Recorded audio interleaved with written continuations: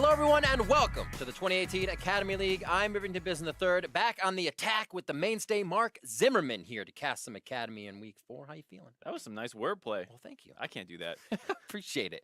So, the big piece of news coming into the Academy this week is the return of Keen and Shrimp to the roster of FlyQuest. Yep, Fly is eligible to play on the main roster, and with Flame taking up the second import slot, that means Onda will be required to play on the NALCS team, meaning the dynamic duo of Shrimp and Keen will be back down in Academy. We'll see how they will be able to do. We got our first look back at those guys in action during yesterday's off-air games as they faced off against the top team of C9 Academy. Yeah, and FlyQuest Academy looked really good. Keen was popping off on the Corky. People were trying to jump onto him, kill him in the back line of these fights all the time. Never quite got to him. He was able to get pretty nasty scoreline of 10-1 and 5 or something like that. He did great. And we also had the Academy preview of the classic rivalry match between TSM and CLG, with CLG taking their second win of the split. Yeah, and the thing is, we've always talked about how close the LCS results mirror Academy, and so if you're a CLG fan, this is looking pretty good because this was also an upset. TSM Academy was bouncing back, just like their main team, looking like they were turning things around. Then CLG came out with this really aggressive gameplay,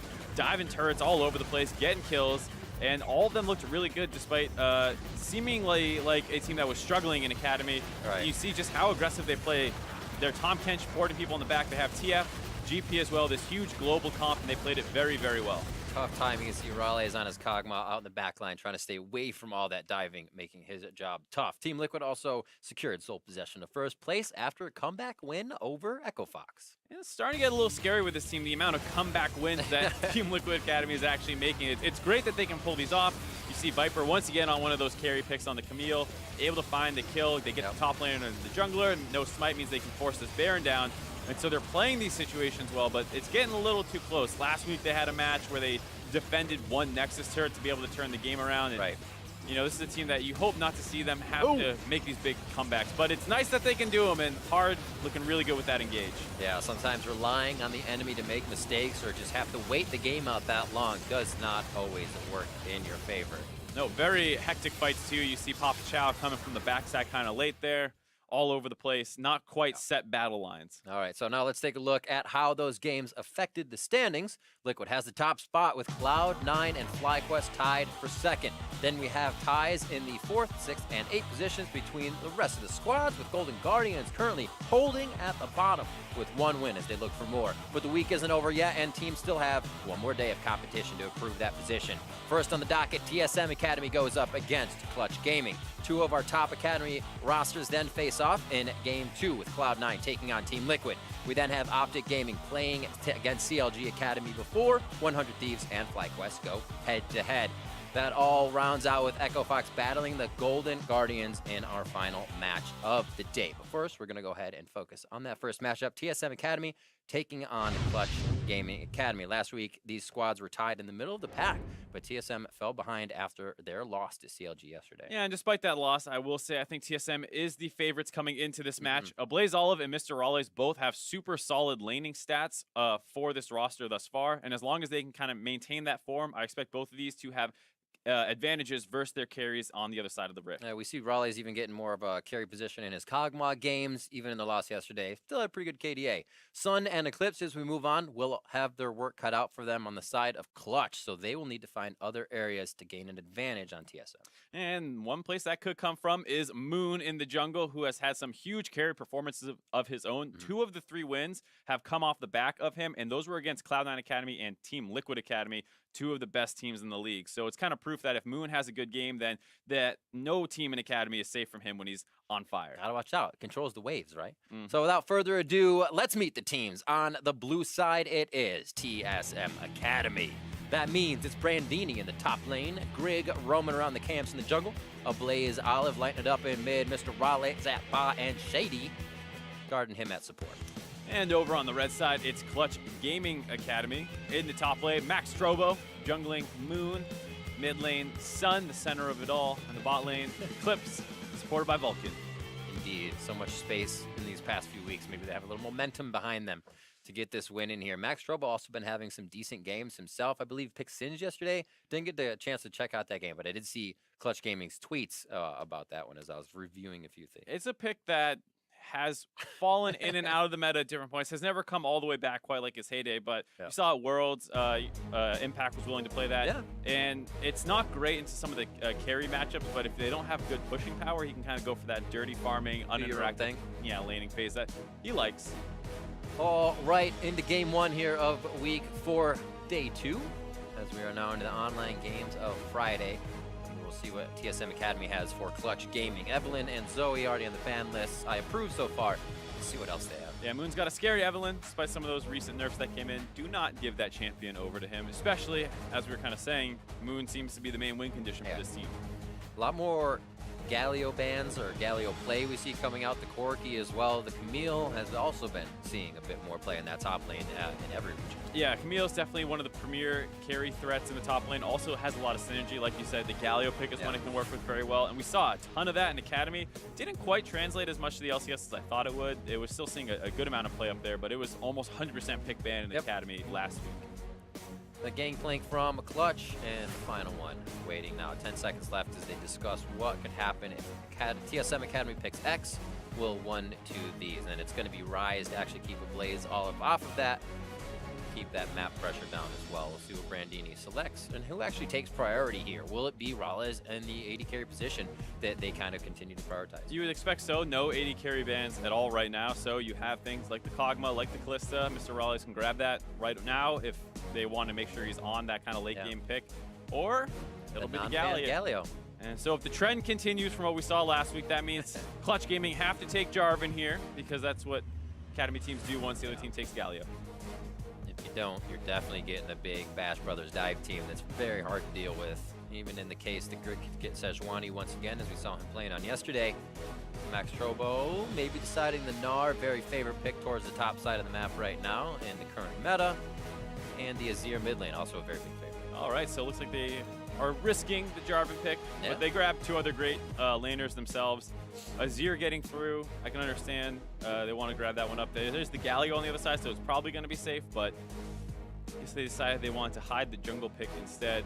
And I can understand if Moon is your big win condition, yes, giving the Jarvan Galio combinations over scary, but you want to make sure that you're picking the best champion for Moon. So let him see a little bit more of TSM's draft before he locks it in. Very true. That does help him out since he's been the controller of games for Clutch.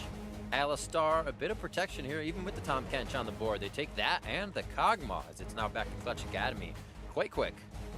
Yep. Kog'Maw, like we were saying, almost considering it a first pick. They decided to go with Galio, but it's clearly Mr. Rale's preferred pick thus far in Academy, and he performs on it very well. Much better than the Sivir. Yeah. I'd like to watch him on it more than the Sivir. His Sivir's still good, but Raleigh's, let the guy carry Yeah, it. I mean, would I want to see like just an AoE, press R, and run fast, or do I want to see him sniping people with skill shots? There you go. It's kind of obvious. Absolutely. I guess you could say that for anybody. Does he get through? That is locked in. It is actually not, because it's, no, it is. That second ban phase they're going through. So Nunu is locked in. I get a little distance from the monitors. Get myself situated. Yeah, got to get used to the lean in. What is that? But yeah, Nunu Azir is kind of the premier combo people were concerned about when they saw the Nunu buffs come in with 8.2. He has the crazy attack speed. Now it gives AP as well. Who uses those two the best in the mid lane? Azir, who's already strong anyways, so people were very concerned about this combination. Didn't see it a ton. A lot of Nunu bans, a lot of Azir bans, so it was hard to see them line up. But here you have it. And we're going to have to see if Moon can run around the jungle and make TSM Academy's life Now they're going to do amazing things with it, right? You actually got it for once. Are you going to be able to have your cake and eat it too? Ezreal, Jace, there's that Jarvan as you just mentioned, and a final one from TSM Academy saying, what can we take out of that bot lane? Is it going to be a support? Do we hit the AD carry? There's so many. What do we do? They already hit one AD carry. Oh, if they keep that up, Tristana ban. They want to make sure that there's not really a late game carry to match the Kog'Maw right away. Vayne. Oh, so you would say? Is or Twitch? Yeah. AETF? Twitch is a champion a lot of people think is kind of primed to take over the AD carry position if nerfs come into things like the Tristana and Kog'Maw. So we'll have to keep our eye on that. Otherwise, you would say, well, Kalista's still up, and then you kind of go away from the late game game plan. And you would have, with this pick, fantastic objective control. Nunu, Kalista, Azir is this kind of neutral objective buff-taking monster team comp. Yeah, you'd definitely work around a lot of things there. Then you have a Gnar bar you'd have to worry about on TSM Academy side. So few things to toy with as we get to the objective phase for Clutch Gaming. Quite a nice composition, and TSM Academy is looking to put more power under their belts here, and they do lock in the Rengar for Greg, so he's going to be looking to slice somebody out of the game right quick, or at least distract enough so they can't protect Eclipse here. Oh boy, if they go with this Maokai pick, they are basically a all melee team comp with a Kog'Maw to blow people up from the backside. And not a whole lot of protection for that Kog'Maw. A lot of peel, but not super protection. Yeah, I mean, the Galio can always ult backwards if needed, but you expect the ideal team fight for TSM Academy to be Rengar goes flying in, he's full AD, he tries to blow somebody up, and then the Galio ult comes in to protect him. But that's really scary into Clutch Gaming's comp because they do have that Nunu, they have Azir, they have a ton of zone control to try and keep the Kalista alive. And now with the Tahm Kench as well, if you try and go in there and kill her or Azir, they can quickly get eaten up by Tahm Kench. All right, so what do you, just off the bat, usually I'd say this composition is this, but what are you taking from these compositions? Clutch Academy first. It's a pretty early game objective focused team comp where Nunu's going to try and go into jungle, hold the Rengar down, stop him from getting 6 and getting that power spike, and then hopefully you can cheese out some dragons with your stronger bot side, and then eventually, ideally, you can get a Baron really early in the first 25 minutes of the game. On the side of TSM, they do have a lot of playmaking at 6. Galio and Rengar is no joke when they get their ultimates. As well, how does Kog'Maw do in the bot lane? The beginning of the year, or I'd say the season, Shady was saying, we're TSM, we're going to beat everybody. We can beat everybody. We are TSM. Let's see if they can start putting that play where their mouth is, if you will. Yeah, it looked like they were turning things around last week before they suffered a loss to CLG Academy. Yep. A big surprise, given that how good they had looked overall last week. So they need to bounce back here, get a win to avoid going 0-2 this week. All right, let's see where the starts begin for everybody. Stopwatches, some minion dematerializers, if you will.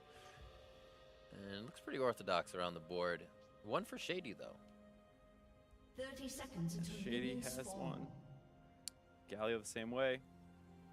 Interesting, Nunu taking the control ward. Oh, yeah. Well, it doesn't need much to stay in with his Q. So instead of getting extra pots, you get the control ward. He goes for a lot of invades, so if you can find a nice path into the enemy jungle early on, you can drop that deep. It'll stay up for the entire game until they clear it at least. So if you can find one of those kind of deep rushes, the ones behind red buff or up on the side near blue, behind the turrets, you can get a lot of vision for very cheap.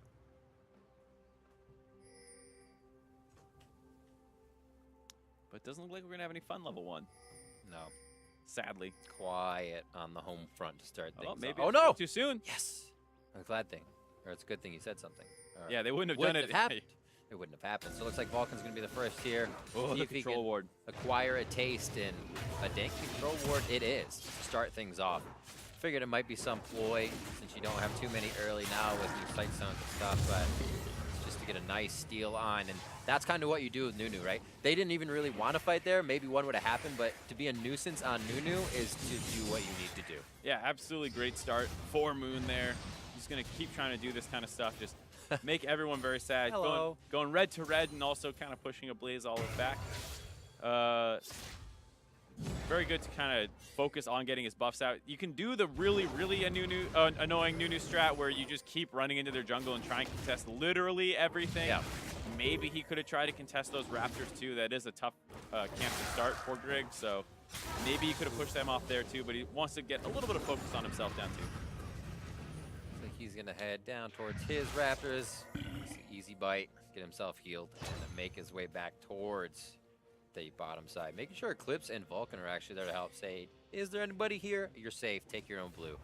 He's gonna be on his side of the map. Actually a great ward by Sun as well, so they'll be able to track where Grig is going in just a few seconds. Yeah, that's that pink ward that they used in the level 1 invade that they never cleared out after they took the red buff, so it's still getting value. That's why it's so powerful.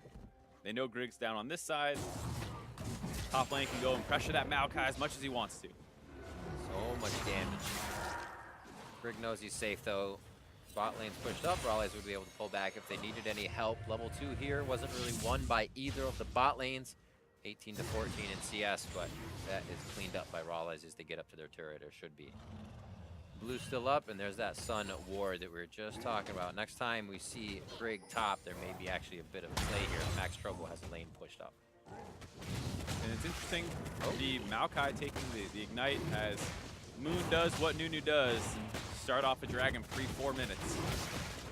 Oh, nice. Get that health back with the smite. Help from the bot lane because they were pushed in. So seems like early game is going the way it should be. But I feel like TSM almost, you expect this when there's a Nunu on the other side, right? They haven't made any mistakes themselves either. Yeah, Nunu Kalista, like we said, will have a lot of bot control. They want to force these neutral objectives. That's exactly what they're doing thus far. So good execution on their early game plan. TSM just need to focus, TSM, excuse me, need to focus on farming up, getting their 6s, and then punishing one of the side lanes if possible. Fly to a lane. Watch Blazeala take off. Already teleport back for him. As mentioned, Brandini's hanging on to that Ignite with his Unsealed Spellbook on the top side, so he'll be able to switch and swap that out at will. Yeah, we'll have to see. I mean, Gnar versus Maokai is a very interesting lane matchup for me just because it has swayed back and forth a fair amount over the years. For a while, it was completely Gnar favor. Then people said if you play the Maokai side right, you can kind of win the matchup. Nowadays, it feels pretty neutral. I have not seen the Maokai start Ignite before, I'm pretty sure, so maybe there's some new kill threat here because you often see Aftershock or something. Right. Hasn't gotten too much assistance, but I guess Moon's not going to be up there to help Max Trobo, so they probably won't be up to help Brandini too much and get those kills. Now onto his blue, which was actually left up quite a long time. Greg will start to clean that up for himself just at about 4.5 minutes. Yeah, it's surprising to see him kind of go the way that he did with that path. Was maybe hoping to throw Clutch Gaming off because he figured another invade was coming, especially if he was aware that Sun had, left lane for quite a while, roamed to the top side. He expected a Nunu to invade him there, so he wanted to go for the safer clear. So I kind of like the decision. Turned out not to matter because Moon just did his own thing, but it was very clever, I think, by Grig. It's all about the first move. Who can capitalize here? Light back. Interesting little twisted advance. A little late on the turret shot, but still keeps Max Trobo's timing up and gets him to Gnar out. So that helps him just a little bit. And worry about that. Doesn't have to worry about that pressure in lane. And his teleport comes out. So he's going to start stacking a little bit for himself. They might actually try to get something onto Max Trobo. As I say, it's been quiet in the top lane. Be interesting to see. Jungle item fixed for Moon as he is back out farming his face off. Doing what Nunu does, eating things in the jungle. Just wait until he starts laughing. Luckily, not the Nunu bot skin. Well, I don't know. Depends. Okay. Lucky for who? Yeah. I think viewers enjoy it. All right, so he has had his stopwatch ready. Pushes down, knows red will be up in just a little bit, so they look to get a bit of mid control. Maybe get something out of a Blaze Olive. Good ward though. Yeah, but it looks like they're roaming up the top side as a group right now, trying to get some vision control down. And like you said, that red buff spawning soon, so he's got to skedaddle back down there to get in range to contest that red if that's what they want to do. But your Nunu with Cloud Drake, why not? Just run right through mid lane. Who cares if they see it coming? Can they stop it is the problem with Nunu. They're probably not, even if there is a fight. He takes the fight separately and then eats up the red buff along with a smite, and you get a gigantic burst of health. Almost able to get it, but still uses a pink, and now Grig has to consider the lane's push to the bot side. Do I have enough? Here comes a rotation from Eclipse and Vulcan already to get a ward in there and know if they can get there safely. Moon will back off, though. They give up on that red buff invade. TSM Academy successfully defend. I guess you're getting a Blaze Olive at level 6-7 now, so that could have actually turned out really bad. Yeah, it looks like they wanted to just go back and deal with their lanes. Yeah.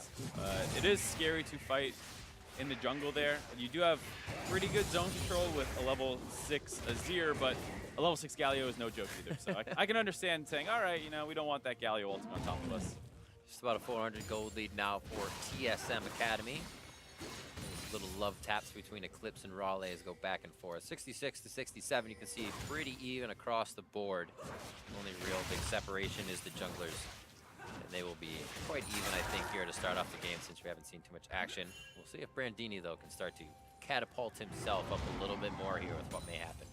Yeah, unfortunately, Grig walked past a ward, so that gank's not going to get anything for him. And Grig, like you said, behind now, but we'll catch up as Rengar generally starts to become a faster farmer. It goes back around, going for the old loop-de-loop. It's like I could trick him.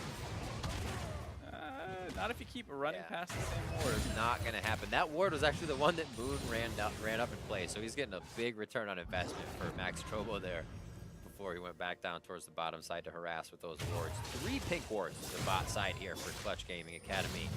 Looks like they know where their focus wants to be, either protecting Eclipse or just keeping that lane nice and strong. Yeah, absolutely. So at this point, Grig needs to start finding plays, getting advantages, because otherwise you're going to be concerned that Clutch is just going to keep grinding out these objectives. Right. And who do you, besides Azir, I mean, it would be Callista, but she gets eaten by Vulcan. Who do you kill as Grig once you can possibly kill someone? It is hard. If you can time it nicely with Mininar, you can pretty easily pop him. True. So maybe you look topside as Grig has made his 3rd pass at a gank, and the 3rd time he's been spotted. Unlucky. Good placement by Max Strobo. Gets a little love on Brandini. Brandini's like, this is what I want. He's engaging. He just knows exactly what's going on is what's happening. And because he's on a ward, yeah, Moon's coming up too to try and counter this one out. Does he keep going? Meganar's about to go down, so he's actually going to bring back the slow from the boomerang. Nature's Grass comes out. It's the hug from Absolute Zero and the trees. And there comes a Blaze Olive. Taunt in, flash off. That's going to be Moon going down first. Do they have enough for Max Strobo? And the mana and HP bars are not there. He might have a bit of a chase. Sun's a little late, and he's gone through the backside of the ward because he didn't want to meet it 3v1. Good play there by TSM Academy. I'm surprised Clutch wanted to go take that on head on, because they could have tried to wait for the dive to come in. You have the Nunu sitting in the brush waiting. Instead, they run out into the lane to take that fight. And no surprise, the Galio was able to collapse first. So Moon is spotted relatively early on, so both teams completely aware of this situation. Brandini kind of baiting. Moon trying to kind of bait as well, but then he gets a chance to seat up here, and he's not under his turret, so no surprise they lose that. Ooh, that's interesting to note. In the river, Sun was actually matching the roam, but mistimed the ultimate to try and knock Galio out of the jump. So very close. Interesting. Could not actually get down there in time. First blood goes over, but this is going back to what Clutch Gaming's game plan should be. Focus more on this bot side and get these objectives. Quick hits, they got vision behind and all around from these pink wards that has just been continuously giving them vision. Now they pick up another dragon for themselves, Mountain and a Cloud, as that also helps Moon speed around the map. They'll focus on the bottom, back to the top, but it looks like they may actually want to get this dive on Max Strobo. No, it's Rift Herald. A good answer though. You hear the objective call go down on one side, go to the other and try and grab that objective away for yourself as well. You want to try and keep this away from Nunu. Ooh, hold on. Hello. Flash right in, bopped against the wall for a little time hold, and then the pulverize. I like it. Eclipse just trying to get out of this. A little bit more damage and minion golds, but cannot. He goes down. That'll be the first death for that bot lane, which they've been trying to attack and have actually been super safe this whole time. The Rift Herald gets grabbed. Greedy recall kind of where he's sitting up in lane, his support's already back, he's trying to finish his, and there was a ward in that brush. They saw him going for it. A good flash engaged by Shady. Finds him another kill, this time on the bot side. Overall, not a bad start for TSM Academy. They're going to need to keep this up, though, because another Mountain Dragon will be the 3rd. That'll give double Mountain to Clutch if they grab that. And then you're worried about... You're never getting an objective. Then you're worried about Nunu, Azir, Callista, double Mountain, Baron at 20 minutes. But TSM's doing a good job so far of kind of finding these kills. Absolutely. On both sides of the map. Already getting Raleigh's a little built up here. Brandini's been having a good control lane against Max Strobo in the top, and again, they offer him a little bit of love. Bot lane's not even down yet, but they're still trying to switch things up and kind of throw Clutch Gaming off on their back heel there. I do like this decision by TSM Academy. Sitting in lanes is not great for you. If you open the map up, hopefully Grig and the Blaze all can find more openings because there's just less turrets available to hide under. So they flip their bot lane up to the top side. They don't want to just be sitting down there against Callista. So they're using this to kind of snowball and speed the game up. That's interesting. They know they can't match the turret at all and don't have a big enough wave, so they actually walk towards mid lane to try to take down a Blaze Olive. Abyssal Voyage behind the turret, and it's a 4-man party as it's a stopwatch for a Blaze Olive, but finally goes down. That is determination. Yeah, bring the entire team to take down the Sentinel in the mid lane. They drop him. Galio, he had an interesting play there where he can't E towards his turret because he's going to bump into somebody, so he tried to E backwards, but take another look at this. Just a nice Azir sec to start things off, so Blaze Olive is further away from his turret. Tom Kent 40 people in as well. Doesn't have his flash up. Can't E to do his turret, so it might look funny initially because it's like, oh, he E'd backwards and went towards the enemy team, but if he angles it the other way, the pullback on the initial startup of that move would have put him behind anyone anyway, so nothing you could really do there. Yep. Good play by Clutch Gaming. Nice little move as well by Eclipse to stay out of that initial taunt, keep delivering damage. Nice little things all around. They know they needed to make a play with top going down. TSM seems to be working the structures on the map while Clutch Gaming is working the objectives and the champion. Like, TSM still has 2 kills to their own. Moon still cleaning up now as he makes his way towards blue buff. Should be transferred over to Sun if he just makes it back to lane. And we're going to get kind of back to standard lanes here. A little surprising that Clutch Gaming, after getting that pick off in the mid lane, they just go back down. They don't want to get into a turret trading situation, but that leaves Gnar in this very exposed situation on the top side. You see how he feels completely unsafe in the top lane, runs all the way back to his turret, wants to get vision of people.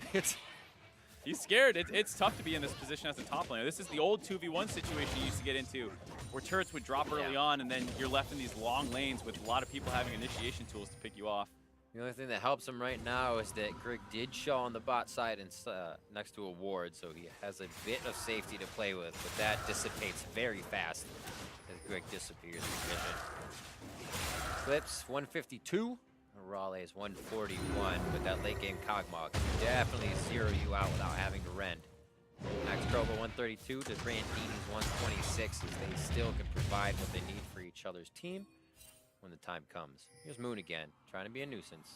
And I like this play by Clutch Gaming. They're expecting TSM Academy to attack the top side with the Gnar. So Moon is posturing down the bot side to get the mirror play with the Azir and get a dive off on this turret. Come with me. The only problem is they do have a Galio to try and cover this one out.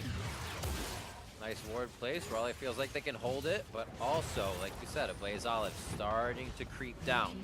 Turret's a little too low. They're going to have to back off of that one. Now they tie those up on either side of the map, so we'll start to get a few of these objective fights that may be controllable. If TSM can get that pick from Rengar, we might be able to see Greg do some work now. Yeah, they also have the teleport advantage, so no way for TSM Academy to cover that one out. They lose their first turret of the game, tied up there. They still have a small kill favor, but Clutch Gaming have the Dragons. So what's next for TSM Academy? Seeing the map open up, have a little bit of ward coverage towards the top side. Do you actually focus Brandini or just let him and Max Trovo farm that? I mean, the kills that you'll pick up on Max Trovo are nice, but they're probably not going to snowball the game too hard. Right. If your Rengar gets big at this point, great. It's 60 minutes in, a little late to be called a snowballing Rengar. The kills, if they go with the Galio, is fine. If they go to Maokai, it doesn't really do much. So the person you're trying to get fed here, of course, is the Kog'Maw, but there's excellent vision control down the bot side for Clutch Gaming. Dragon's coming up now, so if they don't take this team fight, they're going to start having that risk of that bot lane snowball. So much vision still towards the bot side. 3 pinks already. The teleport coming in from the backside. Brandini's looking to make a play onto Vulcan first, maybe right past him to Eclipse. The flash is there from Shady. Almost deja vu in the last spot that we saw Eclipse getting taken down. Absolute Zero stops a bunch of the team, but not enough. Raleigh's starting to find his targets from the backside. Blaze just missing his engage. The brush is giving Greg away in. Moon's locket is down, and there's the sweep into the wall. Brandini and Shady very low as Greg looking to get himself to safety. Raleigh from the outside cannot find the damage he needs, and now they're back on to the team of TSM Academy as they begin to fall. Brandini is down. A Blaze Olive turns around to take down Eclipse, but he will get that himself as he gets turned down as well. 5-3 after a huge scrap in the bot lane. That was a crazy fight overall. TSM, I think it's the right decision to go for that brute force. They needed to do it. You don't want to risk losing another Mountain Dragon to this objective-focused team. And the enemy was kind of exposed in the bot lane with that flank war behind them. It was just that they misplayed the fight a little bit early on. Tom Kench was able to constantly save members. They didn't blow anybody up fast enough. So you'll see it here. Maokai comes in. Shady goes for the flash pull. But they get the W just in time. This is stalling out. It gives time for Gnar to get in. They try to blow Gnar before it goes Mega. Not able to do that. So now there's multiple members having survived the initial engage. And that's very good for a Kalista and Azir getting this kind of prolonged team fight. Lots of stopwatches going off. Big Gnar by Max Trovo. Now they're trying to kite out, but that's very difficult to do against a Kalista. Going to start chasing down. And Mr. Ralles might be able to go and find 1 or 2 kills here, but it's really difficult for him to walk up as they're getting pinned on the wall. You see just how low Vulcan is, how low Max Strobo is, everyone. So low, but they're not quite able to find any kills. And I really do think that was the right call by TSM Academy, which is not quite able to find one of those pickoffs early enough in the fight. When you have a Rengar, Galio, Kog'Maw, you want to blow somebody up right away. Oh, Blaze Olive might find that result right now. Nature's Grass coming across the wall, just going to miss the team as Greg doesn't find a mark either. And TSM is still very hungry, like you said, trying to force a few fights here and there, take down some priority targets, or at least get Sun to that position. That creates map pressure as well. Max Robo doing work in the bot lane. 0-0-3 for him after a pretty quiet top lane start. Yep, you saw he did a good job absorbing all that pressure. Grig was hovering around top lane the whole time. There was one skirmish up there, but that was it. And I like that TSM Academy is continuing to play aggressive. Even though they just lost a fight, just lost the Dragon, doesn't stop them from trying to engage in the mid lane. Just couldn't quite land that Maokai ult on anyone. Tell you what, couldn't see Maokai or Alistar. Both are in slumber party suits. It's ridiculous. It's like one got bumped. That's the Malistar or the Alkai star. But Blaze Olive, he just got bopped in mid lane and is going to have to use the ultimate to get back to safety in that position. He didn't die before, but he did get pushed out pretty hard. The team came to help. But that's been TSM's Nature's Grasp we just saw in defense. His heroic entrance in defense there, or grand entrance, I should say. So we will have to see if they can continue to hold their ults for the fights they need.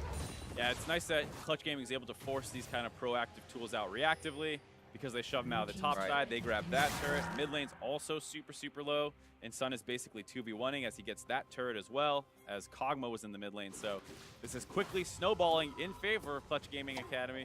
They're going to be able to go back, reset with all that global gold they just got. And like we said, due to how their comp works, Baron is on the table right now. There's no reason they can't brute force that one down right away. And you can see exactly when you say that the vision is shifted from bot towards top side all around TSM Academy's blue area is now getting taken back over. Now I'm a liar. See?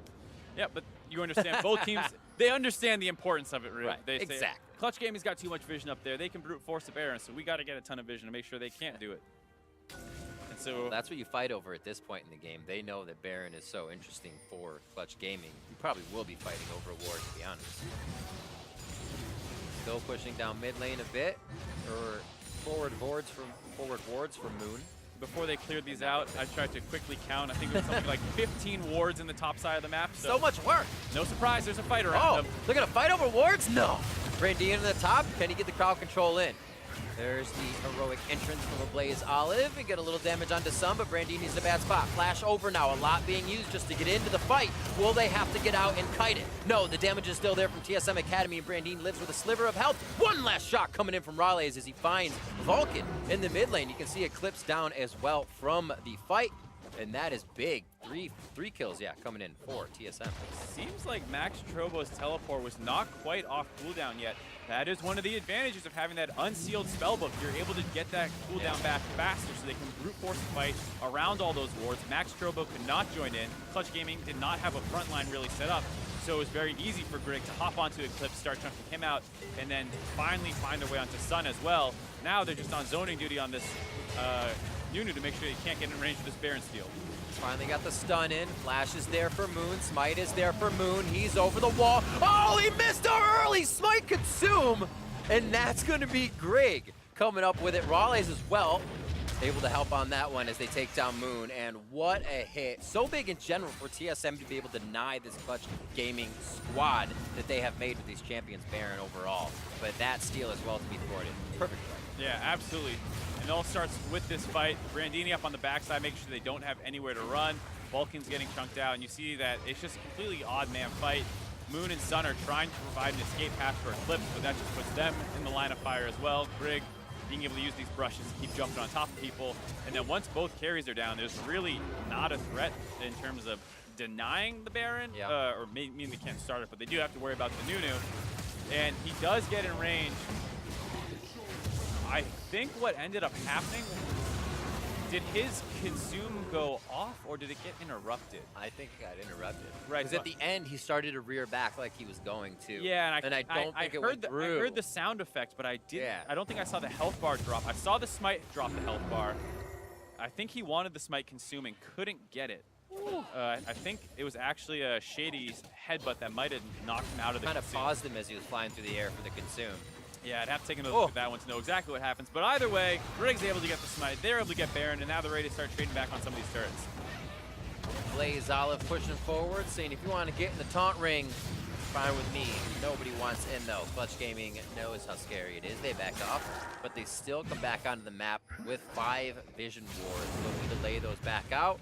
And if TSM can deny some more objectives, this would be fantastic. 4 possible, and even maybe a 5th. They keep slaughtering them as soon as they come up. We'll see dragons start falling down. And looks like this one will go to TSM. Great to stop that next Mountain Drake from going over. Yep. Nice overall, and it is hard for Clutch Gaming's comp to kind of play from this position.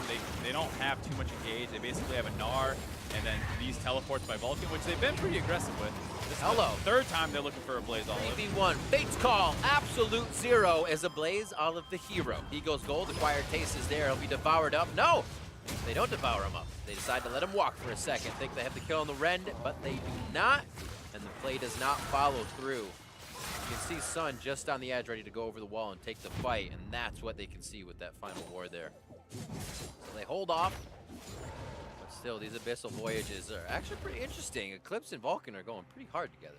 Yeah. I like it, I like it.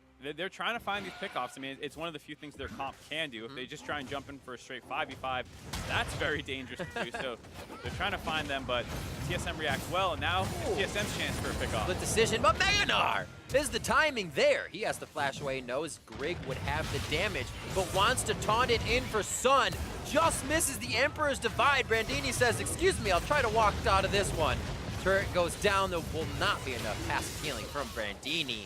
They do get the turret, as we said, though. That's map pressure, but what can TSM do with that? It seems like they get a bit, or it's safe to say both teams are getting a bit, but they're not pushing that in either direction. Exactly, and given that they have the Baron buff, you'd want to see a little bit cleaner play out of TSM Academy. Trading back and forth is not ideal. They got the mid lane turret, and then they were a little sloppy with their recalls. You have a Blaze Olive getting caught up on the top side, brute forcing a 2-man play on the bot side when the rest of your team isn't in a position to collapse, so Clutch Gaming gets down there and trades to go back. Not super clean play on the side of TSM Academy, and with how close the gold is, the kind of objective advantage that Clutch Gaming has, they did find that one Mountain Dragon for themselves on TSM side, but if you're not careful, in another couple minutes, Baron will be back up, and you'll be in a very similar position as you were a couple minutes ago. I think where it's towards the top side, Clutch Gaming keeping their vision there, definitely telling of what this team wants to do, where they want to move. So always looking for that. It seems like Shady's going to do what he can to deny some of his vision now. 2K gold lead in favor of TSM Academy as we see a Cloud Drake coming up next. We also saw just how little they did by taking that Baron. It's not because they couldn't, it's because they were a little too far behind for the moment. Didn't want to give Clutch Gaming the pressure back from a fight that they would have taken under a turret. So now, next Baron, probably do a lot of big things for TSM, along with stopping Clutch Gaming. It's going to be fun to watch how these two teams actually team fight. They're so different. Yeah. TSM Academy has a monster front line that wants to kind of go in and blow up the target right away. And despite having a Kog'Maw who generally wants prolonged team fights, they do not want that against a Nunu, Azir, Kalista, who keep getting those auto attacks off. Nice flash by Moon. It was like pre-read. Got that ESP. Felt that headbutt coming a mile away. Gets out. Doesn't matter too much for him. Can still catch the Nunu, but he's pretty tanky, so he should be able to get himself out of a scary situation. This does mean Clutch Gaming will have to play a little bit safer, and that might mean this turret. The wave's a bit far off. Heck of a lot of vision here for TSM Academy to be fighting in Clutch Gaming's jungle, though they have been beautifully denying as much vision as they can, because Clutch has just been putting it all back out every time they can. Yeah, TSM Academy have such great vision control, and their side waves are building up to collapse onto these. It's unfortunate Baron buff's not up, because that would be the ideal time for this to happen, but they can still potentially look for pickoffs in the jungle if they try and see someone rotating up to catch that top side wave with how good their vision is there. You see Rengar kind of shadowing up there, looking for anyone, but they're taking the safe way around. Kallista's Gonna run all the way through the safe side to get up to this wave.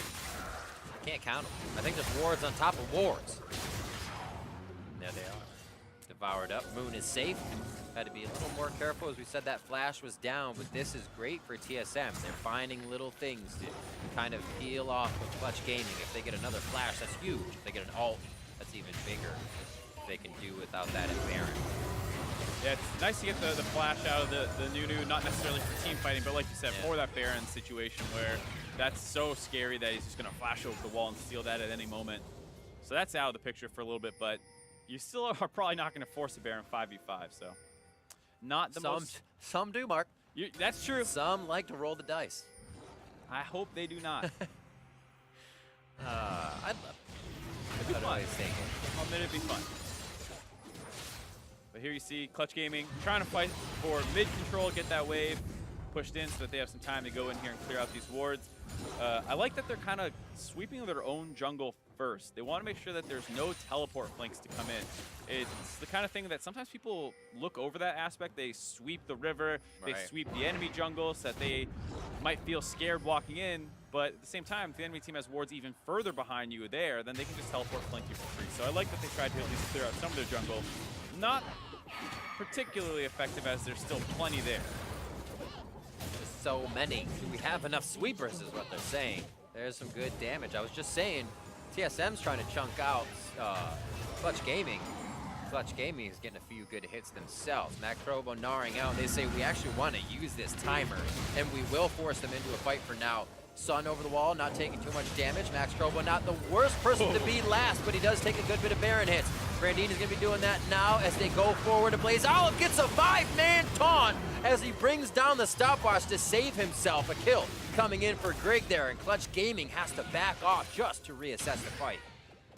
I was super close on the side of Clutch Gaming. They were almost able to disengage some of those situations, but just too many multi-man CC chains coming in. Starting off with the Alistair Pulverize, getting 3 or 4 members, followed up by basically the 5-man Galio taunt. And Clutch Gaming tried to disengage. They had the Azir ult, they had the Nunu ults going, but it wasn't enough. And now they're onto the Baron. That flash could be up in time for Nunu, and they may just hang on the other side and let this fight go. Feeling like they have power over Eclipse being down. Moon could be ready to redeem himself the second time around. The flash over the wall. 4,000 HP on the Baron, 8-6. Oh, he goes over so early, and now he can just be focused. What does he decide to do here? He's saying, team, I need you. Can he get the power over the wall if he needs? He's just gonna hang out for now, 2,500. Everybody is just dancing. Baron is saying, what is happening? And that's go. Oh, he does get chomped up over the wall. He almost goes down. Now they're gonna spit him out in the right spot. It's back. It's Griggs again. Baron goes to TSM Academy after that dance contest. That was dicey. Shady gets way too aggressive trying to zone Moon away again this time, but he forgets, hey, it's not just him and Moon, it's him and Moon and Sun and Vulcan. So do it again. We'll get back to get there in a second, I'm sure. Starting things off with this Baron force, a little ambitious by Clutch, forcing them in. And it starts out, like we said, that big 4-man knockup. Everyone's forced to get out from the Galio ult. And then as they're kiting through this choke point, the huge flash forward gets basically all 5 members. Woo! They try to disengage with the Azir ult, but they're already taking too much damage. Kalista gotten low, a notoriously low-range champion, so she gets popped. And that's the only kill, so it's still a bit of a difficult Baron force. Like we said, Shady went around the wall and forgot, hey, there's still 4 people alive, so he kind of died. And that somewhat worked in their favor because they were so worried about keeping Shady alive. They actually stopped damage on the Baron, so when Moon flashes in, it's like, oh, it's at 4,000. Sun spends the rest of that time trying to kind of damage Baron from over the wall to drop it low enough for Moon to go for the contest. Couldn't quite do that. They have to eat Moon out of the pit. Very, very dangerous situation for both teams. Yeah, they get the oops advantage. Walk away. And that Mountain Drake in their favor definitely paying off. Oh yeah. For TSM Academy in the end. Now they make their way down mid. They're going to be able to, as we said, they get a second Baron. That one was not to stave off Clutch Gaming. This one is now used against them. They'll head down mid. Shady. It's kind of a Bash brother with Greg at the moment. They're looking to take out at least one member, but they're stalling just a bit. So Brandini can bring up this side wave. 16s are hitting around the board, so we're getting the level up on the ultimates. Righteous Glory for Shady. A lot of extra utility now coming in, so you got to be prepared for very fast fights to happen. And there's a lot of vision on TSM's bot jungle, so Brandini pushes this wave in. The team starts moving over to meet up with him. Textbook. Good textbook play. It's hard to push into in his ear, so just run away from him. Move to another side lane. So they get that one. Max Turbo's up in the top side trying to preemptively deal with that wave to stop TSM from being able to make the same move on the other side of the map. 3-0-1 for Raleigh. Talk a little bit about what he has been able to do, or where he's kind of come from. And it's been a lot of places. Some of the most teams he has been on as a player. And now he can get this Kog'Maw over and over again, be a carry for the team, and get the support that he needs. Looking again a little far forward there. Nice play by Shady. Pop that Righteous Glory, run at the turret, make people think you're going to engage to zone away a little bit so Raleigh can get some hits in. Pump make. Nice play by them. Gets the turret to about a third. It's going to go down though as him and Mr. Raleigh once again tag teaming up for that turret. So that would be a cool ability. If some champion had a passive that actually reduced it, you could like spawn a minion real quick and reduce turret armor. That sounds broken. I mean, as long as he's not a good split pusher himself, then That's true. That's true. If it was like an Alistar, right. yeah. It's like he's not He'd be really good. damaging the turret. He needs to backdoor with another person. Yeah. You call it Mad Cow passive. It reduces armor on turret. You can see it. 35 minutes on the clock. 5K gold lead here for TSM as they kind of control it like their brethren. Later in the game, stronger team fighting, stronger finds, better ways to position themselves around these objectives and figure out a way to just kind of put the team at a disadvantage, sometimes without even taking the fight. Yeah, definitely a good controlled play out of TSM Academy, like you said. Very similar to the main roster. And also very similar, Mr. Raleigh and Sven kind of being the star Yeah. carries. Obviously, TSM main roster has Bjergsen as well, but Sven is not a player who is particularly lane dominant and then becomes very effective later in the game. Mr. Right. Rawl is much the same way. He took Kog'Maw this game, focused on surviving the laning phase. Once the map starts opening up, they move around. Good rotation up to the top side, very intelligent, and then plays the team fights spectacularly well. He's been doing it all split long in Academy. Hopefully drawing the attention of some of the main rosters. If anyone's struggling and has an import slot and wants an AD carry, That's the point. there's your guy right there. That is the point. Blaze Olive and the team grabbing a little vision towards the top side of the map now. What do you think from Clutch Gaming's point of view at this point in the map? Do you kind of wait for TSM to get a little too ahead of themselves and go for a dive now that you're seeing GAs, or do you still kind of look for maybe in Azir a quick hit, Moon slows someone down, and you take that guy? It is very difficult for them. Their team comp, like I was saying, is not great at engaging. Yes, they can find pickoffs, but in a straight 5v5, a Tom Kench does not want to be jumping in there with a Gnar or something. So they have to kind of kite back, hope TSM overextends, use the Kalista and Azir to melt people. But TSM's been pretty on point with their engages thus far, so it's been difficult. The other option is Baron comes up again. TSM Academy is not 100% ready. You can just brute force it. At this point, given that you're on the back foot, down 6K about, you can start considering just forcing 50-50s. That should go in your favor because you have Nunu. So they need to start taking some risks, unless they're just going to hope it's TSM messing up. You don't usually think it's good to take the 50-50, but sometimes you have to. Yep, definitely the case. And if you get it, maybe you can start pushing them in. You can see you got an Azir. He's really annoying. So they can use the Baron buff pretty effectively. It's just how do you get it at this point? That would be pretty crazy. They don't exactly have the best Baron wave clear on the side of TSM if they don't have Raleighs in that lane. So it could be a big factor for Clutch. Yet so far away at this point. They have to do a little bit of work before they can get themselves that far up in the jungle comfortably.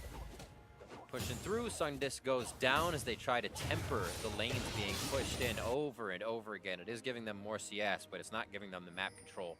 358 for Sun. He could do damage 4-1 and 3 if they can get these fights they need. He's so far above a Blaze Olive, but for where Blaze Olive is in the match, he's doing perfect Galio things. Yeah, exactly. Galio being a little bit behind, not a big deal. Exactly. Azir definitely wants to be ahead. He needs to put out a lot of damage over the course of these fights because Kalista is not a huge late game threat. Nunu's not feeling too much. Gnar can be a good CC bot and maybe decent at cleanup towards the end of the fight if there's only some tanks left alive, but does not have the damage to compete with a real carry. So both these teams slightly becoming one damage threats as it's basically the Sun versus Mr. Raleigh show. And it actually, I think it might be coming down to the Baron / Ward dance. We're going to fight over Ward or we're going to fight over Baron because nobody's gone past mid at this point. I think this is like the first time power in numbers for TSM as they do it. But for the last 5 minutes, it's been the objective's not up yet. Let's just hang out and chat. So they send it Oh. to Nunu. He's like, wait, no. Not yet. Yeah, they blue trinket it, realize there's no one there. Nunu instantly turns around. This is some World War I. We're in our trench, you're in yours. Gonna stare Yep. across at each other. Who can run into no man's land? Oh. See for a moment. They're like, nope, TSM's still on the map. I see Shady. They didn't leave. So the other team is still here. Look at him just tracking him with the sweeper over the wall. That's one thing I love about sweepers. It has saved a life so many times now that it does that. Nothing scarier than an ulting Rengar and you get the You sweeper see on it him. And anyways. he's so fast, but you're just not sure quite where that red outline's gonna go. It needs to update faster. Yeah. Give me that upgraded sweeper that gives me the 1 second retick. So here we go. Oh, that's going down real quick. Raleigh is a big boy. And that is an uncontested Baron number 3. Imagine if all these ideas of scaling Barons came into the game. They would be a big TSM, but already big enough to see what they can do to the base of Clutch Gaming. Yeah, first 2 Barons, got them 2 inner turrets. This third one, they're really gonna wanna start actually pressuring some inhibs. If they don't break any inhibs, these Barons really aren't doing much, so it's just gonna turn into one of those potential 60+ minutes, Hey, 6, 7, 8 item games. Teams could be coming into games with goals, be like, can't win till 5 Barons.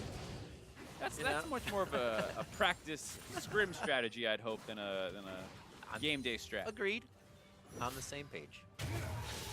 40 minutes will hit the clock, however. Kills are quite even. Turrets are quite even as well. 4 to 5. Not too much gold to be really picked up there across the map until these inhibitors go down and whatnot. Or I should say inhibitor turrets. You see them with Greg prepping the top wave. Oh. Shady caught out a little bit as he wanted to get vision control up there. Pushing in the mid and top waves at the same time. Probably going to rotate up there and grab that one. And it's nice that it's so clean and methodical, but they do need to start actually getting these inhibitor turrets down. If they can actually fight behind one. As much as we know Clutch Gaming can't initiate, it's very hard to get past an Azir, even if you are Galio. Yeah, plenty of zone control by both teams here, so it does make it difficult to fight around these turrets. False positive. They think they got a turret. No, they did. Top lane, Greg is able to take one down with the distraction in mid, and this is where Clutch Gaming realizes they're being worn just a little thin with the resources they have right now. They have to send Max Trobo top, but bot lane is going to be pushing in if they can get one person down there to start bringing that up. They were able to chunk Sun out a fair amount, but did not translate to very much turret damage the way that already been cleared out. But looks like they're kind of going for one of these 1-3-1s. Bradini gets this wave. They have Greg on the top side, and the tanks threatening space in the mid lane, hoping Mr. Raleigh can get some shots up. But it looks like Cannon Minion's doing the most work right now. Also tough for Sun to clear the Baron up minions, having such magic resistance. He can get it done, but definitely a few shots from TSM are allowed onto the turret each time. Raleigh is just a bit far back. They rely on the siege minions in this moment. Triple Cannon Minion Whoa! destroying the turret. Getting righteous, and the glory is to Shady. Heroic entrance as well with the Blaze Olive turrets getting taken down as Raleigh is focusing champions and objectives. Eclipse on the back line very low. Him and Max Trobo about 300 health, 600 combined. And now they are into safety. They start to kite the fight very well. Being able to look at certain priority targets makes a Blaze Olive turn. Raleigh, however, very, very healthy still. Has not been able to make it just to the front line enough. Good, interesting, and great hold. Yeah, good force there by TSM Academy. They do lose Shady for it, but you'll definitely take a bot inhibitor for that. Mr. Raleigh's had a lot of stuff to chase through. It's one of those things where you have the ability to engage very deep with a Righteous Glory Flash, Alistair, Headbutt Pulve, but Akogma does not follow up that well on that. Everybody leaves. Yeah, so they kind of got isolated there. It was smart of Mr. Raleigh to not even bother trying to follow that too closely. He worked down the turret instead. We'll take another look at it as Shady has a lot of go buttons, and he presses all of them. Didn't actually flash, I'm saying correctly, just ran there. Then they have the Galio ult coming to the top. Mr. Raleigh has Max Trobo to kind of contend with, so he's working on the turret and Max Trobo. He's going to flash out behind that Azir wall. Hard to chase through that Nunu Azir, like you were saying. Mr. Raleigh is just always hitting closest target. But so are Eclipse and Sun, who have plenty of damage. So they're able to kill Shady, almost get a Blaze Olive who has to flash out. Oh. And at this point, Mr. Raleigh no longer has a front line to threaten space, so he has to back out as well. Not actually able to find any kills, but I would say mission successful of getting the inhibitor at least. Absolutely. Especially if Raleigh does get in a good position, those fights have him at max stacks on his Rage Blade immediately almost. He has so much time to auto attack before he sees someone, and then you are getting chunked out. 3-0-1 still coming out of that. And Sun doing what he can to continuously protect. Bot lane of Eclipse and Vulcan was not able to show up as much as they wanted with the Callista and Tom Kench. And we saw a little bit of almost 2v whoever they could find assassinations with the Abyssal Voyage in mid game. So they were definitely feeling pretty confident. Good play out of both teams, I'd say, this game. All things considered, playing to their win conditions. And it's just been about who's been able to outplay who. Good engages by TSM Academy. We definitely have to note with the Nunu pickup, might have been a loss of objective control on the side of Clutch after the Dragons, but they definitely had the early game set up every time. They were controlling so much. It's like TSM kind of was like, you can have those. We'll look at the map. Yeah. It seemed to play out in their favor. Trying to stop a Nunu from doing early Dragons with Callista is difficult to do. So I understand TSM losing out on that, but now they've hit that 6-item Kog'Maw, going with the Essence Reaver. If Freak is watching, I'm sure he's pretty happy about that. Wants that W uptime. Absolutely. And now, despite not having the Baron buff, still going for that siege around the mid lane. Turret's healed up a little bit, though. Baron cannon minions are actually one of the most powerful tools for those kind of sieges, as well as if you can chunk out the front line like that. Moonwalk just slightly too far. Holy turret damage as well coming from Raleigh as he has the Fire Arcane Barrage up, and it's practically up all the time at this point. Meganar forced out of Max Trobo as he's clearing minions as well. It's exactly what TSM wants to see at this point. Mid lane's forcing in, which pulls Eclipse over. They should be able to get the final touches on this turret. Still have Sun trying to chunk people out, but like you said, with Eclipse having to deal with the super creeps down the bot lane, they grab that mid one. Top side also pushing in. Max Drobo's on defense duty up there, but it doesn't look like TSM actually wants to force the inhibitor down right now. So many things for Clutch Gaming to think about right now. And they do have a little bit of breathing room to keep cleaning this stuff up. Raleigh's keeping good positioning in these fights is making it hard for Clutch Gaming to even come back, and TSM is keeping the win condition of kind of continue to scale, know we have the stronger fight, but don't dive to find that fight. It has been very good for them. Yeah, absolutely. Also, Blaze Olive still working on his build. At this point, we've been talking about Mr. Raleigh's being huge. Blaze Olive still has a little ways to go, has 2 control wards in that slot, but we've seen in the Academy before, Galio becomes no joke in the late game at 6 items, especially if you go with a death cap or some other big damage item there as your last pickup. Get him out of there. Shady's still got the ward spot. You're good to go. Get what you need. Everybody's got a lot of items right now, looking for ward spots only on those 2 for TSM. On to the Baron, down to 5,000.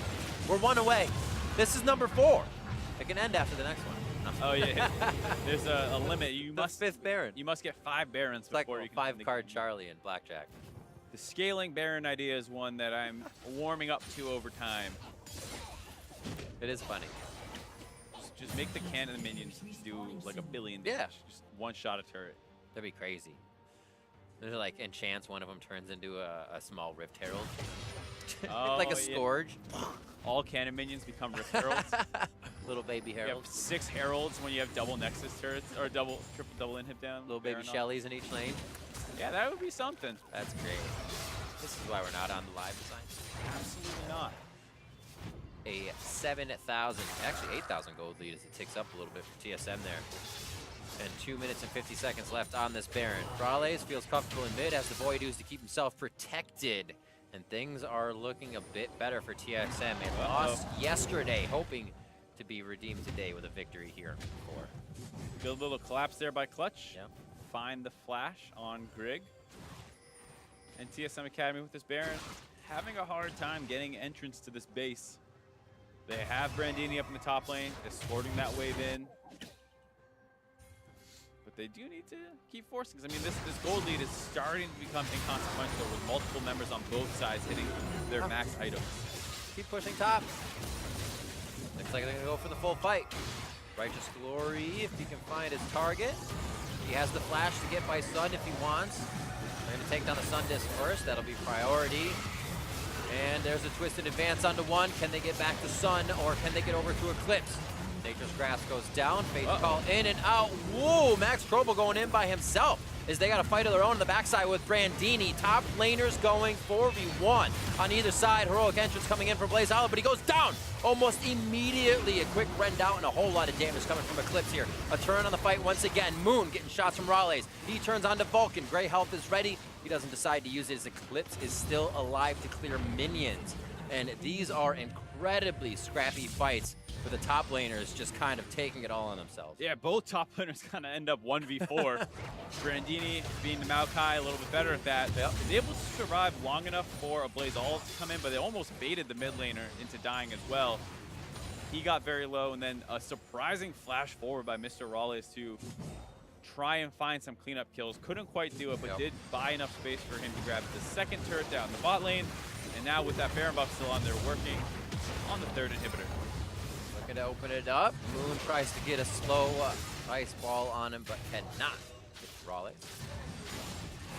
Looks like a few more shots. Doesn't even want to get in range for it just yet. Reaching almost 500 CS on Sun as this game goes late. And like we said, he is the main wave clear right now. This guy has to be right up in the front, which also is clearing that mana bar and making it look that much better for TSM. You see, though, he's hurting. Drops Shady down to a third just as easy as a couple of right clicks. Yeah, so. Very true. TSM, you can understand why they are playing this one a little slow when Sun is able to do that much damage to them. Good setup, too. His play with the soldiers is one of the things that some people kind of forget in intense moments. You just got to keep the soldiers up. You're not going to be doing as much damage as you want to do. You can set up a huge base with those guys. Right now, Sun is keeping those soldiers right in front of the turret. Every clear he can get, attack speed up. And this is that Nunu coming into play as well. We saw that combination picked in champion select by Moon and Sun, and it's playing out a little bit, but can't defend everything. You see how threatening Sun is, despite the fact that there's super creeps in the base, threatening Nexus turrets. Sun by himself makes it scary for TSM to walk up, but the teleport from Brandini will force him off this turret. Ever so slowly, we build the suspense. The last inhibitor could possibly go down. Soldiers move forward, but without Sun behind, they find a hit onto Moon. He goes down to about 25% HP as Max Strobo wants into the fight to proc his Mega Gnar. Gonna sweep the team back after he gets out of crowd control. Doesn't get a chance to even hit the ground, and they drop him out of the game. Max Strobo with 70 seconds on his timer, and it looks like they'll be looking at Nexus turrets. They have all three down. Can continue force around here. Eclipse and Sun still scary. Looks like they don't. Maybe minions Want to go do it. Drake. Well, so what's weird Patience. is They are patient. 50 minutes into the game, Cloud Drake is still alive. Neither team decided to want to go get that one. It does look a little curious. It is. On the side of TSM Academy, you can maybe say we don't want to have to worry about two important neutral objectives in the late game. So you just make it so Baron's the only focus, and Clutch Gaming can't go trade out for a triple Elemental Dragon Elder. Indeed. So I can somewhat understand that idea, but it is a weird thing to see at the very least. Anyways, here's this force, teleport in. They're going to take this third inhibitor down. Clutch Gaming realized that we should probably fight this one, as once you lose all three inhibitors, it was nearly impossible to win the game, but there's just not quite enough threat. Shady gets chunked out very, very low. Max Strobo just steps slightly too far forward, gets chain CC to pop, despite hitting that Mega Gnar form. And then after that, yeah, TSM just playing the objective game, focus down the inhibitors, and go back, reset. Now that you have all three down, start trying to pressure the base. We're back. We're back. In the mid lane. Gonna be damage. Sun Disc going down. I wonder how many turrets TSM has destroyed this game. Probably quite a bit. 11 actually stand on Summoner's Rift per team. Sundisk They're over there. formally counted for that. Made it a very strange thing to see. Yeah, that's true. Right when Azir was released, they had that problem. They have 17 turrets. I don't think so. Minions towards the top. Baron in 40 seconds. If TSM were even to want to walk back with the amount of control they have over the base right now of Clutch Gaming Academy.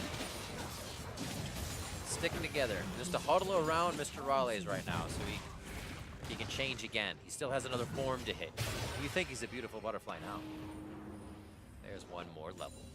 That might be with Baron. Maybe not. Good timing on the inhibitor coming back up. Yep, just gonna cycle these again, and then maybe go for Baron. Clutch Gaming has a really hard time walking up here to do anything about it. As you see, Moon gets dropped to about 60% HP off 2 auto attacks, I believe. So very difficult for both front lines at this point. One team has a big Kog'Maw, one team has a big Azir, and you're just a little tree or Yeti thing. Yeah. Hard to walk forward. A tree Yeti? No, different teams. Oh, I see. Yes. Here we are back at Baron. There's a 5th one. Told you. They're ready to win the game now. Riv's win conditions. There it is. Who would have thunk it? All right, let's see how they do it. If you go anymore, then you're milking it. Yeah. You're absolutely milking it. Win with the 5th. 289 even for Greg here as he CS's his life away. 524, 529 as we're getting up there in this game, looking at a possible hour as 93,000 to 86.6. Clutch Gaming is putting up the wall of their life right now against TSM Academy, or TSM Academy just doesn't want to pull the trigger. It's one of the two, and we're seeing a bit of both. Yeah, you think they could maybe play a little bit more aggressive. Something you often see teams do with a Rengar is you treat it kind of like that old Rumpel equalizer where you pop it, you hear the noise on the enemy team, you see the indicators show up, you run in circles near your Kog'Maw where you're not actually threatening to do anything, but the enemy's scared to walk up at the very least. Oh, man. Because there's this ulting Rengar. So I wouldn't mind to see TSM try to use a couple more of their tools in that setting, but he's keeping Meganar on the Wolves. And he's got that flank. Oh, he's got Meganar. He's gonna hop in. Max, oh, he holds it. That was it. That was the in. Doesn't want to take it. The team didn't have full control. Also, Greg is in the alt mode. Once you saw Max Trobo, he said, well, we have something that can turn the tide of this fight as well. If you can't see me, you can't initiate. So they slow that down, and we're back to the tit for tat, the back and forth here over inhibitors. Whoa. That hurts. Yeah. I can feel that. It's about 10 shots, maybe 11 overall for Raleigh himself to take down these inhibitors if he gets a second with them. And now they have wards pushed all the way up to the base, just a few behind TSM Academy. That would be a teleport from Trobo. And he was actually trying for the flank. They haven't had long to set up plays like that. And that was one instance in the last 40 minutes that they've tried. TSM not going for the reset here, actually staying in the lanes, sending Grig back to start pushing them. And hit back up, something to fight over. Oh boy, you and got both that mid lanes, inhib. so many choices. Got that mid inhib just in time for the top one to come up, and then hopefully they'll get this bottom one just in time for mid to come back up, and then maybe they can get the top one after that. Baron in about 4 minutes. Seems applicable. Still that Elder Drake though. Pretty good point. I like that. Kind of just chilling. No reason to let Clutch Gaming get huge. If they can pressure one of these objective fights, they'd love to be around. And sometimes you feel safe in your base, but sometimes you also feel trapped. Yeah, here Mr. Rawls getting some good shots off. Max Trobo's had enough. Locked in. Nature's Grasp doesn't allow too many to follow. Great counter attack there. Trobo very low. Still waiting for one to fall in this fight though. Brandini looks like he could be first as the soldiers just keep cutting him down. Raleigh is now forced to turn Fate's Call. Gonna get a quick safety and pressure from Vulcan. He gets an acquired taste for Shady. Iron Will goes down and it will save him for now. Raleigh's slow, they must protect him. Goes down for a blaze all. Raleigh's goes down immediately. The fight Clutch has been waiting for. Shady's now down, the chase is there. And TSM is taking too long. But they still have the map advantage. There's super creeps coming up the mid wave right now. How much can Clutch get off of this? Baron's up in 10 seconds. It's such a repair situation now for Clutch. They're just saying, we have so many holes in the boat. The wings fell off the plane. We need to rebuild it. And that probably will take 10 minutes unless they get a wipe fight that they can run down mid. Let's see this again. Yeah, so it starts out with Max Trobo being a little bit too far forward. And critically, we're going to see Vulcan be able to save him with the Devour over the wall here. As it looks like Max Trobo's about to go down, Vulcan snatches him up, makes it feel like TSM is good to chase forward. Brandini gets a little bit too far in. See, he's still pretty tanky, all things considered at this point in the game, but eventually drops. And after that, Mr. Raleigh, after his front line starts dying, it's no longer safe to walk up anymore. Clutch Gaming is fine to just focus down the closest member of the team, which is Shady. That flash away, and now with the other frontline member out of the way, they try to go for this Azir sec. It looks like they might have flubbed it almost as Shady came back over the wall, but hold on, they're trying to end the game. Whoa, inside the base. Max Trobo take it to on the backside. They have a resurrecting Grig right now. That is the Rengar down. And it looks like they are now fighting off those Baron minions from inside the base. Sorry, super minions from Pretty inside low. the base. Shady looking to get back. Righteous Glory is down for him as he's got an adaptive helm now inside his inventory to stay alive from these soldiers in the fight. This seems to be the thing to keep yourself alive from Sun, but like you said, they are low. The chase back could always continue, and they can bring these minions right to the base while Clutch Gaming isn't ready. See what they decide to do. Looks like they'll let him get ready. Yeah, they'll get ready. It was a nice force by Clutch Gaming. They had an inner turret still in the mid lane, which is why it seemed like it was going to be difficult, as well as super creeps pushing up in the mid lane. They went against both of those and actually got the mid inhibitor turret down and the inhib, so they were able to equalize that lane. And with Baron coming up in 2 minutes, equal pressure in the mid lane. So Clutch Gaming have basically fought themselves back to an even point from here. They really don't need to be too worried about a backdoor or anything, as Nexus turrets still stand. They do have naked inhibitors in the base, but I doubt TSM is going to want to pull away too many resources to try and force those down. That is crazy. They also don't have GP or something in the top lane to slap those down with a TP. Yeah. Interesting to note, as we come up on the 60-minute mark, the Gathering Storm count. There's 1 on Clutch Gaming side with Azir and 2 for TSM Academy, with Mr. Raleigh and Blaze Olive both taking them. No wonder. Just go late. Go to 100 minutes. Go late. Doesn't TSM take Gathering Storm too? Yeah, the main roster had the double Gathering Storm as well. Mm-hmm. I wonder. They might talk to each other. I would reckon there's some communication. Is this going to be Clutch? Oh, that's just a bait. You're like, oh, look, Nunu walked out of chunk on the left side. They are all there. I mean, at this point, you don't necessarily need the Nunu for the Baron either. I mean, you have Azir Kalista. Yeah. Nunu's nice for it, but you don't necessarily need it. So they're just going to vision control around here. We got the Sun Disc base set up halfway through. Go ahead and hide behind that. Now pushing TSM onto their own side of the map. This has been the last 30 minutes of Clutch Gaming protecting their base. Actually pretty insane to think about now that they're on TSM's side of the map with so much pressure. And their middle inhibitor has just come up for a bit more relief. Baron is going to be up in 2 seconds as both teams might throw each other into the 50-50.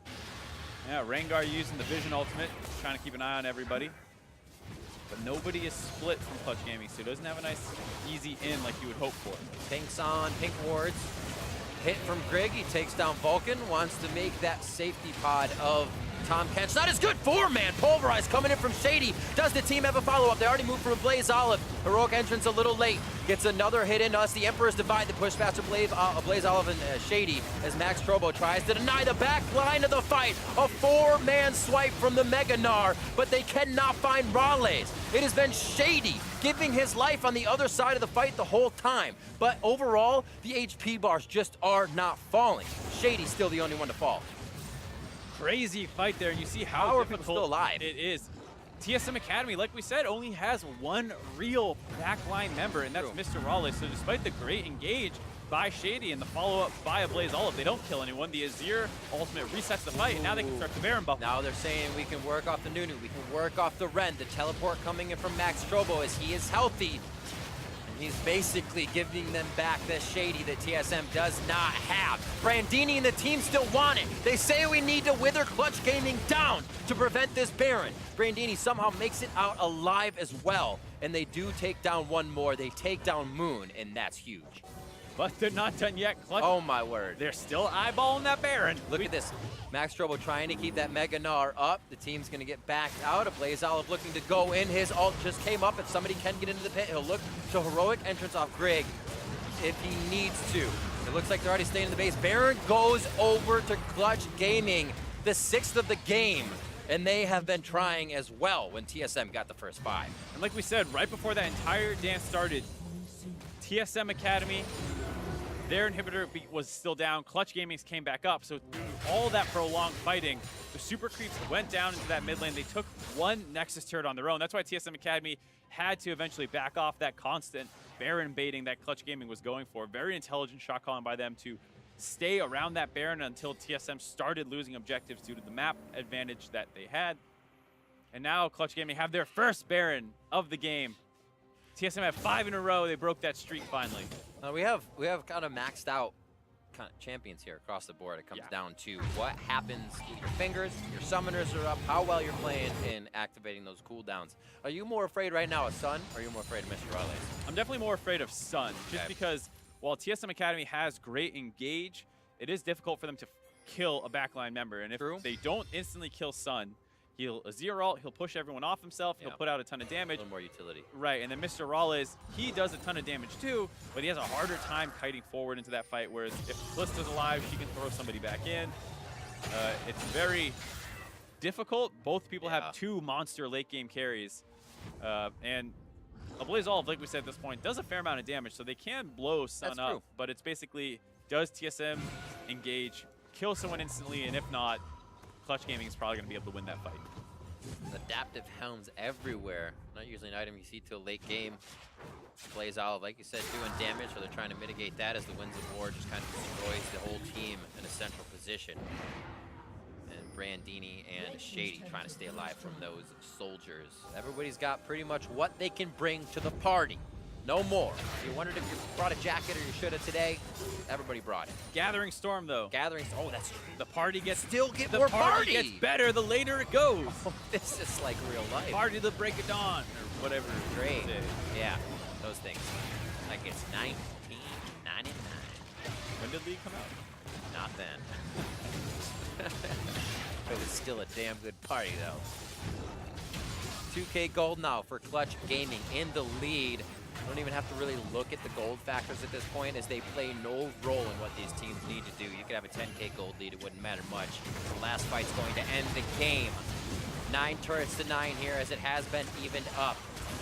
And it does not look like Clutch, or I should say it looks like Clutch is having the same kind of problem that TSM was as they're getting into the base. Yeah, they also have a massive wave up the top side, pushing down on that inhibitor, so they recall out after they get chunked out. Boom. It is, like you said, difficult for both these teams to push forward. Clutch Gaming likes to be in very set up positions, and then TSM Academy with the Kog'Maw are not afraid to posture a fair amount as well. So once again, those World War I battle lines showing up. It could be Clutch is being very studious. They're going by the guidelines of a 5 Baron win. You see, so that's what TSM tried to do, and that did not work. So I'm starting to doubt this win condition now, Riv. You could study for a test and still fail it if you don't do it right. Right? Now that I can agree with. I can definitely agree that TSM probably did not do some things right with their 5 Barons. Indeed. At this point, you can make that assumption. 15 to 11. There's a few more kills could be picked up, and we're looking at Sun for those right now. 8, 1, and 7. Vulcan has been doing a great job all game of keeping that protect the AD carry or Sun or Moon comp, as Moon has been the focus throughout this entirety. So there's no boots on Sun. I wonder what his AP is at. Mr. Raleigh has 450 AD with that Gathering Storm. I want to do a little Gathering Storm check-in. Hopefully we get a look at Sun's AP values in a second. You keep looking. I will. Thanks. You're welcome. I'm very bad at multitasking. That Cloud Drake's still up. That's something. That is something. What was the latest Drake, actually? This has to be the latest Drake in a game, you right? think so? Ever? Maybe? Ever? Like, I would want a stat for that, but I would feel probably pretty confident 66-minute Cloud Dragon is like, how am I still alive? They really don't like me. No, he's a static. He should be dead. He's just sleeping. Shh. He's so tired. Dude, active waiting is one of the most tiring things, so I can agree. He's sleeping. Yeah, I know. You're like waiting. He's for got a the right cast idea for for this game. games. He's like, Damn. let me know. That's all right. Brandini and Shady will join him soon in their slumber party suits. And he's going. He's gonna go ward. I was about to say Shady going top, push in this wave. Let's see. I'm starting to go loony. He's prepping the wraparound. Yep. He's on Mission Impossible, behind enemy lines, and he's off the teleport now. I want to exhaust Flash. Good call. I was wondering when he was going to switch, and then I forgot to check. been a long time. It's interesting to go for the exhaust. It doesn't feel like there's a great target to exhaust. You usually have to reach to get the stun or something. I mean, he has been getting onto the back line with his flash engages, but Not a liar. feels like a tough game. Big, beefy front lines. Carries that have a hard time running forward. Yeah. Means it's a long game. Also, usually, I think we always get this in a Rengar game as well.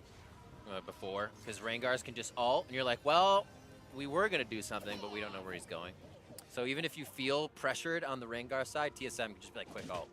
Yeah, absolutely. I mean, even though he hasn't been super effective with leading carries at this point, if you gotta worry a little bit. Kallista's ever alone and Grig finds an angle on him, that champ can get deleted instantly. Done. Now, neither team's even at each other's gates anymore. They are just strictly in the middle of the map. An objective not up. Dragon doesn't count anymore. It's not, the bottom side of the map doesn't count unless you're in the I don't know why Clutch just doesn't get it. That's a really good point. Like, you could Azir that thing in 2 seconds, then have an objective you actually want to fight over, and could be huge, bro.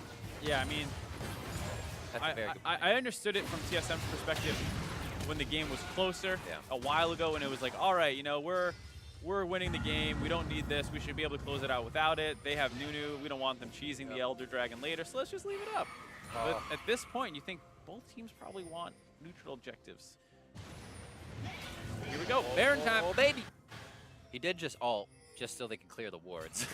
I mean, he should be ulting relatively often at this For point sure. in the game. You get vision from it, Yeah. scares the enemy team, buys space for Kog'Maw to soul this Baron down. Huh. Ha. Huh. Oh my god, it's so healthy. A lot of health bars. 8400. Nature's Grasp looking to give out some hugs. Who wants one? Max Strobo almost on the Nard bar. I gotta give credit to the kiting in these fights, however. Not wanting to fight is their specialty at this point. Brandini going down just about 90% HP, and he will heal back up almost immediately. Yeah. I think Warmog's definitely a good purchase for tanks here. Max Strobo going to heal back up to full right away. Moon starts. Yeah, why not? Piss off Baron. Yeah. Stupid purple worm. Oh, where are they going? They're going Oh, mid. they're going for the inhib. They gave him the okie doke. A Blaze Olive is I don't know if actually they want that. already on the run down here. We saw this not be very good in a play yesterday. The team tried to force it down mid. If you allow the team to push you into their base, that doesn't give you an exit. But Clutch Gaming is able to walk around, and they need to get home. Yeah, I mean, there's a ton of creeps going into their base right now. They have a huge wave in the top and bot side. TSM is able to wave clear evenly at mid. Oh man, they're going for broke on this one, Mark. They need to clean those waves. Yes, this is a very precarious situation. I think it's more important to protect your inhibs than the Baron. We've seen that TSM hasn't done anything with the Baron for a while, and it looks like they're going to make the similar decision, but too late. They lose their top inhib for nothing. They're going to lose the Baron as well. Bot inhib is starting to get dropped pretty quickly. These minions actually take it down pretty quickly at this point in the game. Wow. We talk about gathering, Storm scaling infinitely, minions actually scale infinitely as well. Clutch Gaming letting the sideways go to the wayside, if you will. Now they have to clean it up. That's TSM setting it up as much as they can and gathering, as you said, getting real big. What's that? Ablaze and Raleigh? Yeah, 850 AP on a Blaze Olive right now. Woo. So quite a high number. I wonder if he was been rearranging his inventory. 926. Yeah, I think He's he actually got had a elixir now. Yeah, as I think a Blaze Olive actually, or excuse me, Sun. Oh, Sun was the one who was at 850. Yeah, 815 right now. There's 1,000. When he gets that new blood boil buff on him. jeez. So that's what they'll be keeping that. We'll definitely see Moon and Sun next to each other. No pun intended. Eesh. You can understand why it's tough to play a tank in this game against 1,000 AP. Oh. One-shot YouTube highlight video Azir. This rots. I like this 4-1 setup. A Blaze Olive can ult in at any point. Brandini has swapped over to an exhaust as well. Yeah. 3 exhausts in the game on the side of TSM Academy. Try and just keep throwing those at the members of Clutch when they engage. Not a bad strat at all. Here we see the zoning ultimate once again from today. We'll see if it pulls the trigger on anything. All right, they got 3 waves crashing in as well. nice and full coming in from each lane, even after this fight. Where's the sweep in? Every time Max Krobo gets in, he can't get too much of a hit out. He does find Raleigh that time, just against the turret structure, but it's not going to be enough. Max Krobo gets deleted, and the rest of the team has to kind of file back to a defensive form. Soldiers forward, however, they're going to knock back Brandini. Twisted Advance was nice to the back line, but nobody can follow up from Clutch Gaming on these members that are going forward from TSM, and TSM looks like they're ready to close out the game. Yep, off the back of the minion pressure, TSM Academy get all 3 inhibitors down, pressure in, using their 6th Baron into the game. Riv, you just miscounted by 1. The 6th Baron win can be finally coming up big for TSM Academy. Flash them if you got them at the end. TSM come up with the win, and they will take down Clutch Gaming in a very long 74-plus minute game. That was a game, Riv. I don't remember what happened earlier. I had a lot of points in my head I was ready to talk about. They're all out. They're all out there now. It's been filled with Baron buff. Absolutely. We'll just say I still have my nails after that one. We will be taking a look at the last fight in that game in just a second. But what a back and forth. The indecision from both teams. And then finally, okay, this is it. Yeah, just a big mistake with the side waves. Put Clutch Gaming in this tough position. Shady does a good job zoning. Blaze all the same way. They're just buying time for Mr. Rawless to be able to focus down Max Trobo. Eventually, they pop him off. And then there's a bit of a miscommunication here. As Brandini re-engages onto Sun, he actually gets eaten up as the ult comes through as well. So Sun is not able to drop any DPS on Brandini or anyone else chasing through. That buys enough time for TSM Academy to find an extra kill or 2.